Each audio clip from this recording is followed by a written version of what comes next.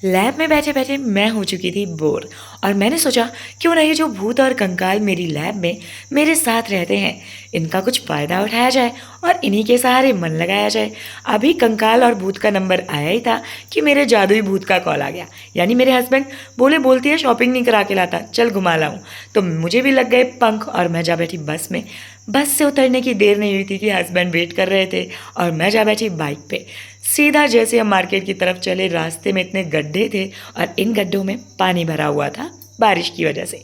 जल्दी हम पहुंच गए मार्केट में और मार्केट में पहुंचने के बाद ना मुझे लगता है कि ये भी खरीद लूँ, वो भी खरीद लूँ, ये भी खा लूँ, पूरी मार्केट खरीद लूँ। लेकिन इतने पैसे भी तो होने चाहिए जेब में और इतनी मैं रईस नहीं। तो मैं पहुंची ज्वेलरी शॉप पे जहाँ मुझे लेनी थी कुछ बिछिया। तो आप बताइएगा आपके यहाँ बिछिया को क्या कहते हैं। उसके बाद मैं पहुंची यहाँ पर कुछ अदर मटेरियल लेने, जहाँ मैंने खरीदा बिंदी का पत्ता, कुछ रबर बैंड, परफ्यूम और कुछ चूड़ियाँ। चूड़ियाँ खरीदने के बाद हम पहुँचे पर्स की दुकान पे, जहाँ मुझे एक पर्स पसंद आया।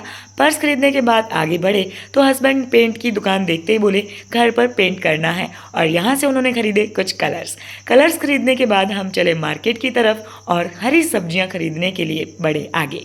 हरी और ताज़ी सब्जियाँ खरीदने के बाद हम बढ़े घर का सामान खरीदने के लिए। यहाँ से हमने घर का सारा सामान खरीदा और उसके बाद हस्बैंड बोले अब एक भी रुपया खर्च नहीं करूँगा, सारे पैसे वेस्ट करा दिए, इतना खर्चा कराती है जब भी मार्केट आती है। तो मैंने कहा अभी घर नहीं जाना, मेरे पेट में चूहे ना कूद नहीं रहे हैं, गुलाटी मार रहे हैं, बहुत ज़ोरों से भूख लगी है।